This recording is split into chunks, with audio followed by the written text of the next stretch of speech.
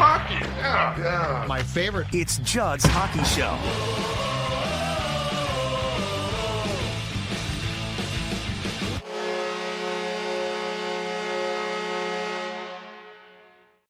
Horn signifying it's time for Judd's Hockey Show. Judd, of course, Jessi Pierce, NHL.com covers the Wild, which is going to come in very handy in just about a second here. And also Bardown Beauties podcast, which is, if you are not listening to it, you should be. Some great stuff there. And AJ Fredrickson, who not only co-hosts the show, but also produces it because he's a jack of all trades. So Jessi, to go back to your day job, I guess, in writing, which to some of us remains a very important part of life. To some of us, of course, who are younger, we don't care about it. But anyway, you did a piece. You sat down with Brock Faber, the Wild defenseman, and we're just telling us off mic about some of his quotes. I think we should touch on this because it sounds like, and I guess I'm not surprised he was hard on himself, but what you, like the quotes that you read were harder on himself than I expected. So what did you come away with from a guy who definitely is one of, if not now, the Wild's top defenseman? Yeah, I mean, working on a story for USA Hockey, obviously, Brock, an Olympic hopeful, if not almost a guarantee, right? I feel very comfortable saying he's going to be on that Olympic roster. But even he kept bringing it back to, I just hope I can be on the team. So, I mean, good on him playing that political line. We love it. But I was kind of taken aback. Now, last year, I wouldn't call it a sophomore slump for Brock. Again, injuries absolutely manhandled the Wild, as we've discussed at length, and he had to step up in moments that he needed to. And his production was down, and maybe it was a little bit of a step back from what you saw his rookie season. But I, didn't leave last year saying, God, Brock Faber, he's just kind of falling apart. He's whatever, this, and the other thing. And it was interesting because Brock was incredibly hard on himself. He had said, he used this offseason to really gain some of his confidence back. He had mentioned, and here's, one of the biggest parts of the direct quote, because I can be a little hard on players. I've never been hard on Brock, but I can be hard on players. You guys know that. I never. Be a little,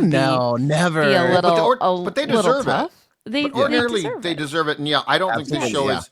I don't think the show, just to be clear, has ever been hard on Brock. Like, he's had some moments where we have talked about it, but I don't think we've ever been hard on Brock Faber. No, and he wasn't obviously directing this at anyone in particular. And, when I mentioned to him as he was kind of criticizing himself, saying, I need to be better next year. There were so many nights where I stepped away and I was in my own head, and I would just want to help the team win at the end of the day.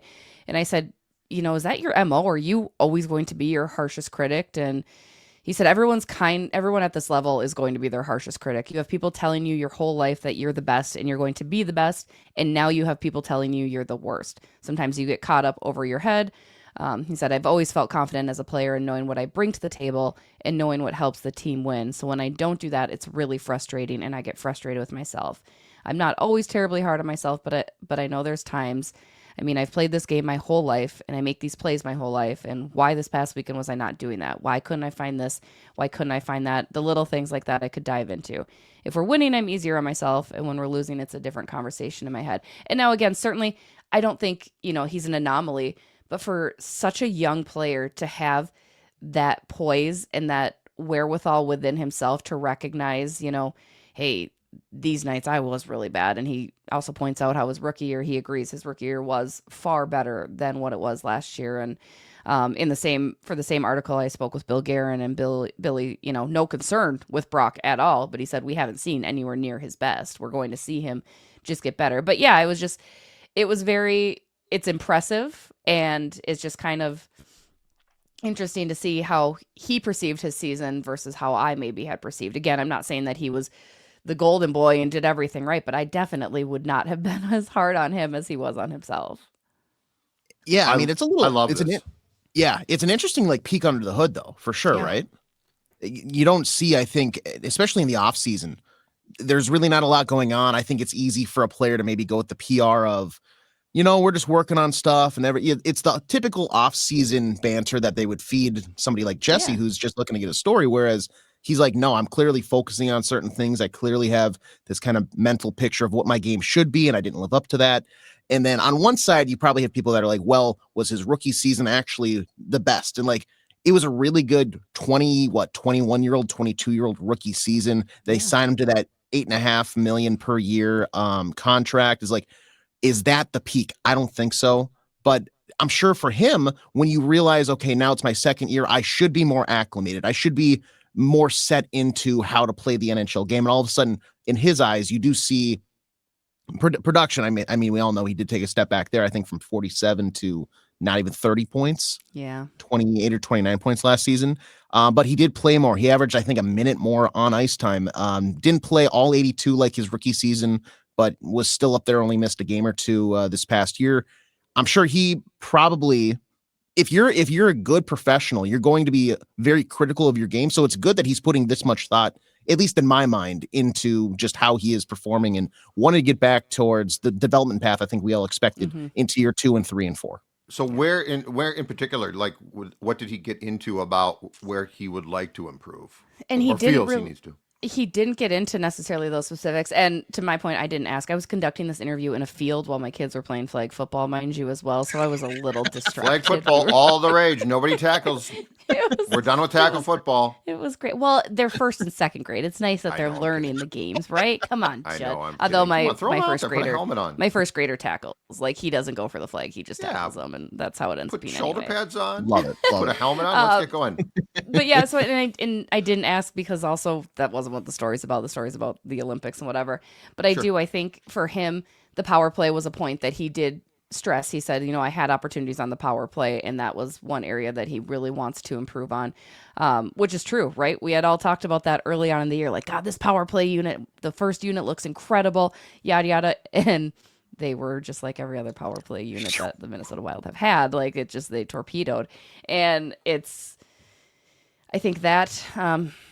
think that's his biggest area right now, right? And just being more, again, he needs to have that confidence because you want to have him be involved in the play. He has a wicked shot, right? He can shoot. He can be an offensive component to the game if he wants to be. And that's a new area, I still think, for him in general. But power play was one specific that he did point out where he felt he really kind of didn't, not say let the team down, but I think that was an area he felt he wasn't useful or resourceful to the team.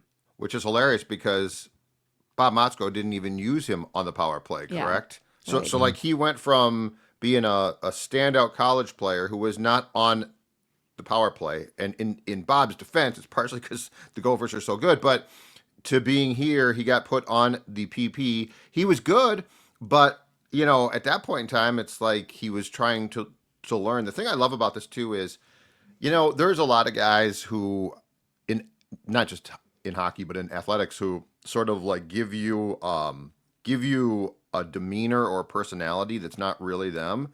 And Brock, you feel, is pretty much himself. So it's not hard to see him not having the confidence he should, despite how good he is, if that makes sense.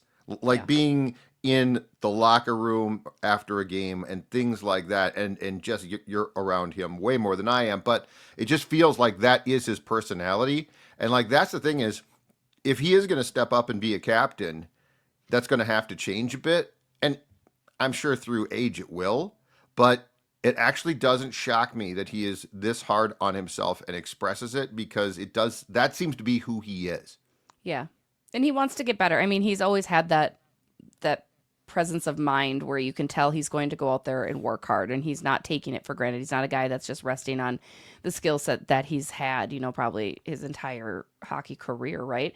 I do it because I just laugh because these were softball questions. Again, it's for USA Hockey Magazine. So it wasn't even that I was looking for that. So I love that about him. Like, I love that, he took that opportunity to just kind of share with me where he is at mentally heading into the year, and how excited he is to get going and how excited he is for the Olympics. And I do kind of wonder, and this might have scratched the surface, and it's worth a follow-up with him when we catch up with him at training camp next week. But, he had mentioned being invited to the Olympic, their camp, right? And he's like, you look out in that room and it's 44 superstars. Like, it is and his last go around for the Olympics, completely different. It's COVID, it's college kids. It's nothing like this. Right. So you have to wonder if that sets into mind, looking at last year's numbers, he was, I think, fifth in total ice time amongst defensemen, trailing Quinn Hughes, Cale Makar, Werenski, I think was up there. I mean, not many players were above him as far as ice time. So I wonder if those components are all starting to kind of factor into where he's seen himself on kind of that Richter scale of superstardom as well.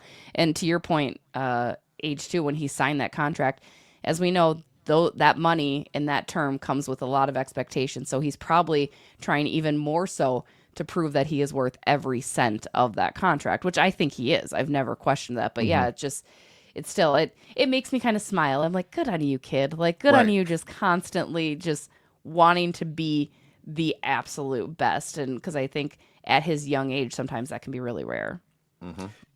It kind of shows, I mean, it sticks out to me just how maybe big of a focus it is for him this offseason to find that confidence. Because if you're giving him those softball questions on something unrelated to like wild hockey, NHL hockey, that just tells me how big of a focus it is that every single day he's going to the rink, there's probably some sort of off ice mental aspect that he's working on, or is he doing meditation now or something like that? There's all these different things where he's waking up and while he's brushing his teeth, he's saying 5 reaffirming things to like make him, boost his ego or something like that. Just stuff like that makes me think, one, that's just super professional. Right. No, like for he's 23 now. Yeah. This is what this room needs. This is what this room needs. Right. It needs somebody who, and when he does improve in his mind, which I'm pretty confident will take place, like he is that good. What I love is his next step is to become more confident about coming down on teammates. Like you need to bring this to the room. Bring this to the room, baby. No, but I mean, this is what I want. I've been looking for this forever, right?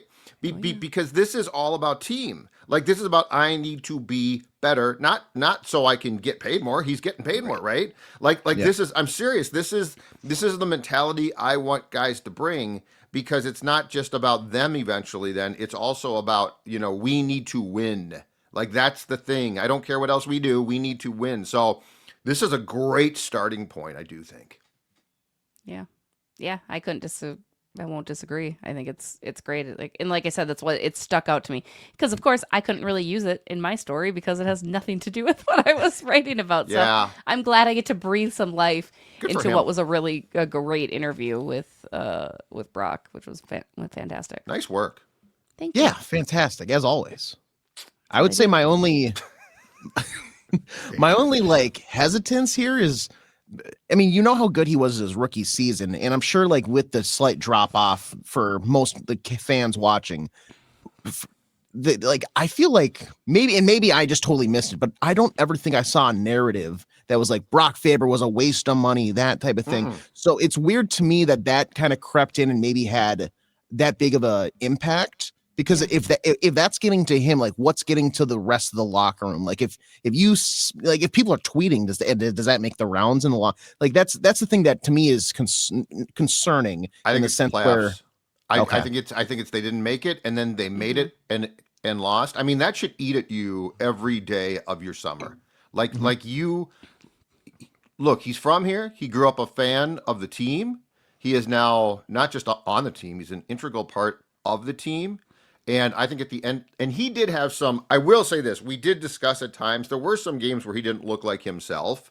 Yeah. And look, he's playing a ton. He's playing against great teams and team scout stuff too. So there were probably some things he could do unscouted as a rookie that he couldn't do in year 2. But all of that being said, I think it is at the end of the day, he didn't play up to his standard, in part because his standard is to win playoff rounds. Right.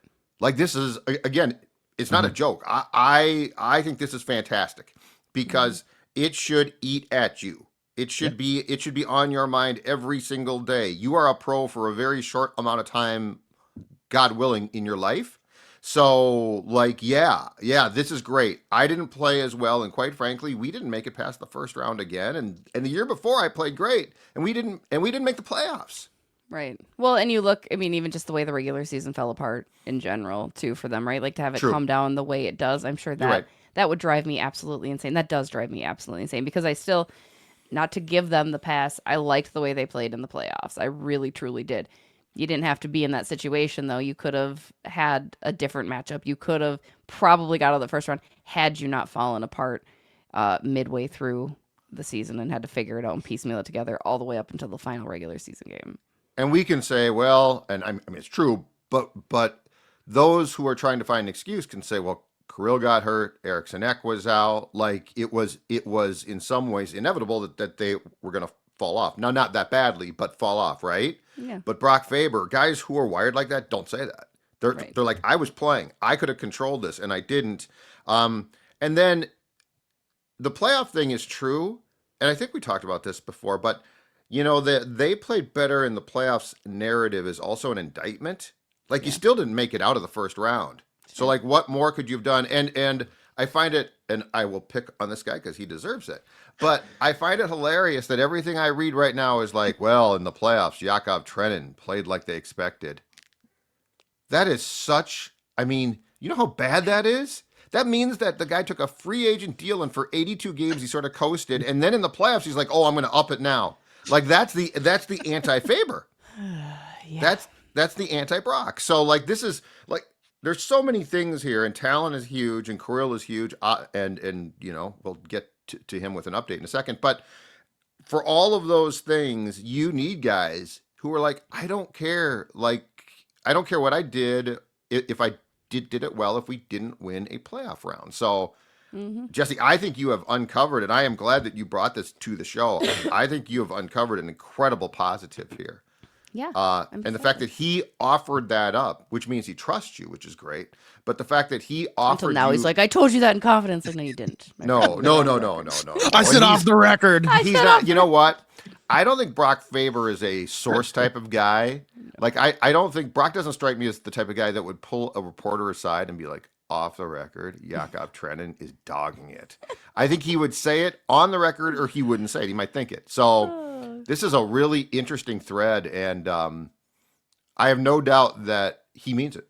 So that's the nice thing. That's the And nice thing. again, not surprising from knowing who he is over the 2 years either, right? Like just it's not entirely surprising No. either in the same breath. Like I know we said, oh, it's shocking how harsh he was on himself, but also you know that's who he is. Like you could just tell. But I love that's he the articulated it. character.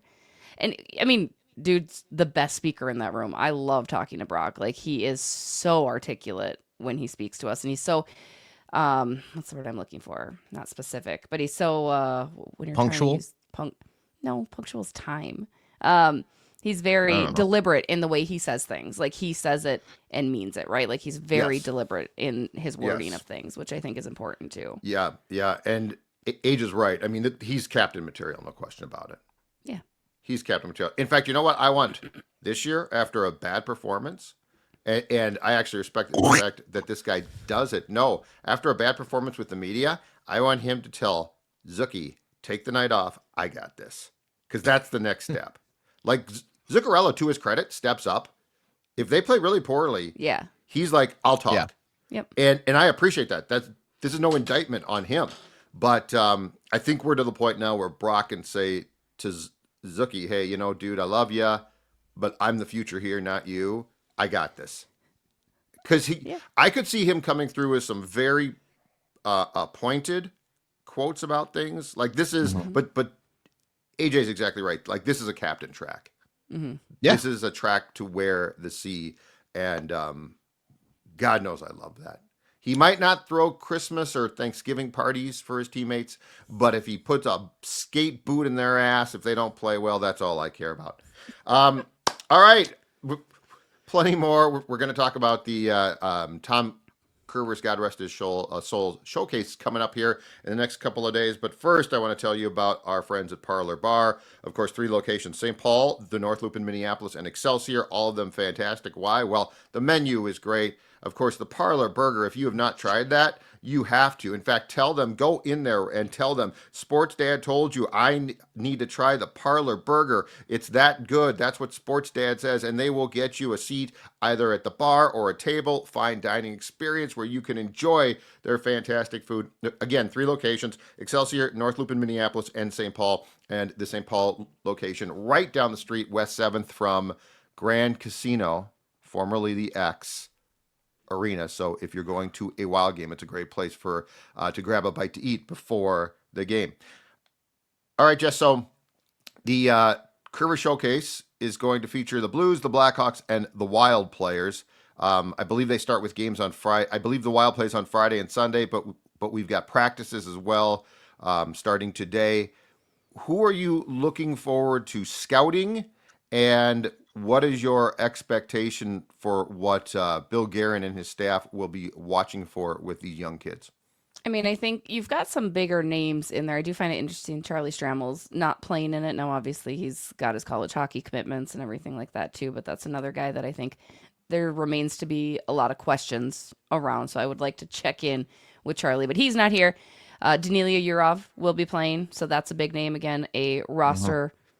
I hate to say hopeful. I need another word outside of hopeful. He's not like a a roster hopeful. probable. He's a pro. We're going to have to say probable. He We're gonna better say make it. probable. Yes, say if he doesn't probable. make it, we are having serious conversations about the scouting Say department. probable. Well, or the scouting department, or the decision people. Yes, that too. Yeah. If he is not a probable, he is not a hopeful. If his name doesn't get put in with ink in the Jessi Line Heathens charts, I'm gonna go he's down there there. myself and talk to people. He's there. So we got that. But you got Yurov, you got Hunter Sorry. Haight, Sorry, I another got upset. young Oh, young yeah. guy Hunter Haight. who we've been excited about, not to be confused with Riley Height. Two different players. I've got that problem so bad. Happens all the time to me. Like I'm like Hunter Haight, Riley Height. Hunter Haight, Riley Height. Like very very good Does that players mean- though. Does that mean Riley Height is not going to be there? No, Riley Height will be there. He's also playing, Oh, so that's good. so So we've got both amazing. of them. You Amazing. get both of them, which is great. Those two are kind of your on the cusp players, I think, for sure, right? They're not quite there yet, but it's going to be good to see how they perform in this. You got Zeev Bouillon out there playing too, which I kind of find interesting, but I think he is. probably good for him. He's playing too. Yep, he's on the Interesting. roster. I'm And most then surprised. Jack Pert on the back end as well is probably another name that folks are familiar with. Stevie Lescabar is another guy who had a decent training camp last year as well, so I am not as familiar with his game, but I know Wild Brass have kept tabs on him kind of closely. And then that's it. You got Oliver Moore over in Chicago. I don't really know any of the guys for the Blues that are playing, but Oliver Moore Gopher in for the Blackhawks. And yeah, I put a little bit of stock in it, right? The games kind of can get open-ended, frankly, Right, on but- who you play, but it's good to catch glimpses. It's good. It's a good kickoff to hockey, I think, too, for fans. Yeah. I'm a little bit surprised, back to your point, that Zeev is playing. That's why I'm saying him and Yurov both playing is very interesting to me because, like you said, all right, we can't use the word probable, but they're playing in this tournament. Like this tournament to me is not necessarily for guys that are roster locks. I don't think you had not. Connor Bedard. You had Connor we're not- Bedard in we're- it. We're not doing what I'm thinking we're doing, are we? No, we're No. not. I'm just saying it's like because again, Connor Bedard did play in That's this. true. I went to 2 that one, years yeah. ago, Okay. right? All right, Like, right. but he didn't Yeah, he actually did. play. So maybe that's also kind Okay. of the situation for Yurov and Zeev, right? Like maybe they're not actually going to play, but they're on the roster. So that's probably the most likely situation. But I find it a little interesting. But maybe it's just to get them to game speed and whatever. Age, your thoughts on these surprising young players playing in a showcase tournament when they're going to make the roster and play big minutes on opening night? What do you think? If and I'm a little peeved that Zeev is even playing in this. Do you guys see Pronman's redraft of the 2024 I didn't draft? look at it. I saw he Mackey did it. Celebrini 1 overall. Guess who goes number 2 in his Zeev. mind? Zeev. Zeev Bouillon. Wow. So, like, unless this is just the dog and pony show of getting Well- Zeev Bouillon in a Wild jersey And he in might front not of fans and on ice. Yeah. Yeah, exactly. And if he doesn't play, he should be not even like a roster probable. He should be a roster permanent. There should be no Yeah. reason You're that he off. doesn't make, especially with Jonas Brodin probably more than likely missing time to start But the you have season. Jack Johnson, Zach Bogosian. Oh my What God, is get off the show. so now Hines is saying he Stop doesn't expect Brodin to Stop miss it. much time? Like it sounded pretty bad a couple of like a month ago. I hadn't seen an update. I hadn't. Yeah, has Hines, I Billy think said- or Hines I- said something. I think Hines has told somebody, I forget whom, that he now expects it might be like a couple of weeks into the regular season. But I mean, I'm not buying that from what what we talked about before until I see it. Remember when they said it might be a couple days here and there, and then he needed then he needed surgery. He had Like, surgery, I believe, is what we were I'm not. told. I don't take That was what at they draft say. time, right? That was all the way back in June that he had said yes, he had surgery or needed surgery. Yeah. So that was Yeah, I think he had the surgery he aggravated it or something Championships happened like in May. well no, they're claiming now it was not during that. It was like off ice training, which I mean, who knows? I'm not buying But I'm just saying, like timeline wise, like But the surgery is done. Yep. I've heard enough from them regarding injuries that like if somebody's stubs their toe, I might as well just consider them out a month. I don't trust them until I see an actual doctor report. So you are so young to be that cynical. I love it. I feel like you're learning from me. I'm very proud. Don't tell me the wall's blue when I can know. look at the wall and see it's painted green. Like, what are we doing here? Yeah, and I'm not buying it too. And I'm legit concerned about that one. Yeah. All right, next topic. Your obligatory, and this is going to hang over our heads until it's done. Kirill Kaprizov. I know, but this is why we wanted it done in September here as early as possible, because this is going to be a story. We can't ignore it. So a couple of things. One is I saw a social clip, I think that you or AJ sent me, Jess, that he was in New York and coming back to town, which, I mean, those things can be fake. I can't tell. And then also in the Sunday Pioneer the way he's biting into that sandwich, I feel like that was a pretty real one. Like, that was I'm people are back. so weird. Yeah. In a restaurant at LaGuardia, I think. Yes. And then Charlie Walters of the Pioneer Press on Sunday in his notes column had that Kirill could end up soon settling for a 4-year extension at $60 million. But Wild owner Craig Leopold wants it at least 7 years for nearly $140. So first of all, do we believe he's back?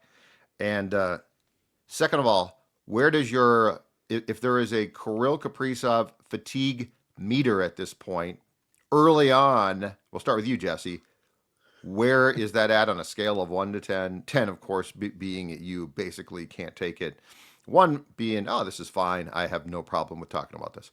I hate it. It's just like last year when he was hurt. Because we have a job to do, right? And the job is to find out the answer. So you have to be that annoying person that every day says, any update on Kirill, to be told no. I hate being told no in every facet of my life, for the record. But just to be constantly, because it's like, I don't want to ask it, but I have to ask it, and You're I'm a sports sorry. writer. Like, I hate being told I no know. is being I know. rejected is your whole job. It is, but I'm really good at trying to get the right answer. Like, I just give me a little something, give me a little nugget, right? Like, I smile and say please, and sometimes I get what I want, but more often than not, I don't. In this career, you're right, Judd.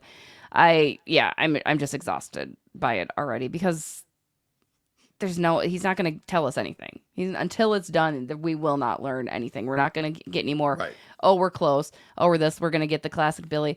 I told you guys when I have something to say, I'll say something, or, not harsh or not salty necessarily, but just more direct, like bug off, get out of here. But yet we still have to continuously ask. Now it's interesting, as I know we've discussed the McDavid situation in relation to Kirill as well.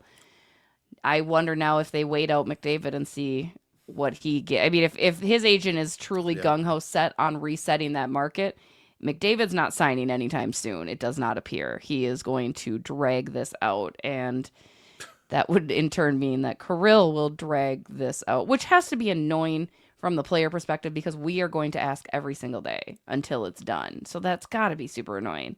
But I don't know. That was a whole lot of word salad, but I don't like it. I don't like asking the question every day. Yeah, you just danced around the question like I hate it. Like Bill Gary does. What was that? I hate it. All right, I'm exhausted. It's above me, because it's happened all summer, right? We've already had it through the summer, and at least in the summer, we don't have to bother other people with the question. Now it's going to be full season, and it's going to be every single day. We're going to probably take turns. Like, we'll have a reporter rotation. Like, okay, Russo, you ask today. I'll ask tomorrow. Sarah asks Thursday. Whatever. But more importantly, though, than what happens here is everywhere that they go, Chicago, New York, Los Angeles, Florida. This is a story now. Like there is and some of my colleagues completely disagree, but I think distractions are real. Like, I think distractions are players and coaches attempt to tell you that they're not because they're fighting the fact that they are, and they would never want to admit that. But this is a distraction. I mean, holy hell. This is a very small distraction compared to what's going to transpire in Edmonton with McDavid, where that's going to become a national Canadian story. The Canadians are going to forget all about the politics up there, and they're going to talk about nothing but McDavid all winter long. So I do think this becomes a distraction. Now, it might get done here. It feels like there's a better chance Kirill gets done than McDavid quickly, but I also think that, and we talked about this on last week's show, there is also a chance that the Kirill camp is like, let's see what Connor gets, and what Connor gets can at least set an idea of what we want. So I don't know, but when they report to training camp, if he's not signed, McDavid will help them because it will overshadow Kirill a little bit, but Kirill will still be a story, and there's going to be a lot of teams that are like, I wonder if we have a chance, AJ. I maybe I'm just being naive here, but I really feel like I have this gut feeling that the situations are different enough between him and McDavid to where he's going to sign before or during training camp. Like maybe we get to training camp and then they do a little bit of business and then they get it wrapped up. But I really don't think we get to opening night and he's still not extended. It's on once Connor McDavid is the clear cut, I think, best player I and most people have ever seen play the sport of hockey. They've been to the Stanley Cup final 2 years in a row. Buzz off. And they Sorry, keep going. Wow. They've been to the Stanley Cup final 2 years in a row. They've lost to the same team 2 times in a row, and they really haven't changed their team structure. And credit to Jessi here, because I really thought I was going to be able to make her eat her words that that they could win a cup with 2 guys signed for that much, but they can't. And now if you still have 2 guys signed to that much, or now in McDavid's case, probably more come next season. Draisaitl's already extended, so he already is signed for more. Yep. How much more can you really do? You still have a goalie issue. You still have defense issues. Yeah.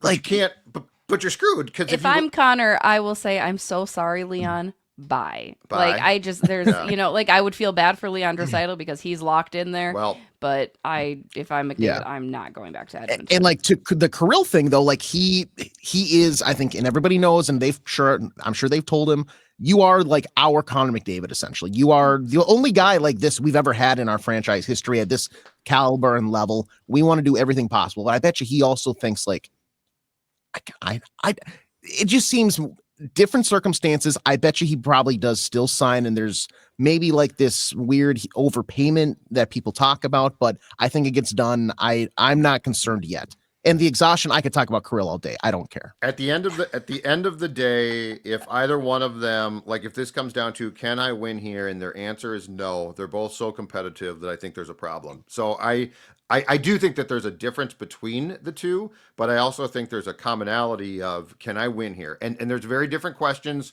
with the Oilers, who are going to be capped out really badly, and the Wild, who's not now, but still there's questions. Kirill Kaprizov, Connor McDavid, Alexander Ovechkin, Jessi's guy, Sidney Crosby. I could go down that list. And do you know what the commonality is there? Every one of them has played in the World Junior Championships. That's right. The best annual tournament in all of sports. I said it. The best annual tournament in all of sports, the World Juniors, is coming to our state December 26th through January 5th of 2026 at Grand Casino Arena, and also 3M at Mariucci. What you're going to have here is basically ice sheets filled with future National Hockey League stars. It's that good. Also see all 4 of the US's preliminary round games at Grand Casino on a 4-game mini pack that is for sale now. Check it out. WorldJuniorsMN26.com. WorldJuniorsMN26.com. Fantastic hockey. And this tournament, last time I was here, I think was 82. So it doesn't come back much. All right, here's my final thought. This came to me last night as a vision. What if McDavid and or Kirill says, you know what? Like Jessi's right in Connor's case, which is if I sign here, we're going to be capped out. And I like my team, but AJ just ran through the flaws. What if you cut a deal? I'm sure this is highly illegal, but who cares? and said, okay, here's the deal. Trade me at the deadline to a team that can win a cup. My contract's up. I won't sign there. I'll say I won't re-sign there. And I will come back here after you acquire a ton of capital for me. Now a team could say, well, if you're not going to sign here, we're not going to trade for you, which is fine. But you'll find one sucker who'll be like, oh my God, Connor McDavid, I don't care. We'll convince him the ticket to stay. sales for that second exactly half of the right. season. And then the Oilers or Wild load up on prospects or whatever, draft picks. I don't know what it is exactly. And the player, of course, not saying this publicly because it's a wink, wink behind the scenes deal, comes back to their original team. Now, it would be looked at sideways, but I don't know that I care. The best part about this is I've done this on like NHL GM mode before. I'm just telling you, it came to me last night. I'm reading in bed, and I'm like, this makes a lot of sense. Hey, say, Leon, it's not over. It's just a pause. And if he's traded, technically, McDavid also saves face, right? Like he's and he might win a cup. Not the bad guy, you know. Like if I tell he's you, the hero coming back. He's the hero coming back. And like if I tell you, if I say to the team, like if it's the Rangers and they're good, okay, and let's say you're not great. I mean, hell, let's say it's Kirill, and you say, I gotta play here a while. I might resign. I might not. Right? You sort of lead the Rangers along. You tease them. And then they're like, well, my God, but we can win a cup with you right now. Let's take our chances. And then you yank the rug out. And I mean, let's say, well, hell, if you win a cup, they might say it was worth it. And then you go back to your team. Just saying. My only like hang up there is like, there's that, 6 to 8 months of, are we sure he's coming back? Because like at any point, he can be like, you know what? I gotta feel for like just the limelight in New York, right? But if I say that's the only way I'm coming back to you is if you trade me, if you flip me, and they have to risk. The risk is greater for them to do it that way. Exactly. I'm just saying it's highly unethical. It would probably be investigated, and I think I love the idea. Anyway, I gotta go, you guys. Judd's Hockey Show. In fact, you know what? To be continued next week. How can we circumvent the entire system to improve the Wild? Jessi, AJ, Judd. See you later.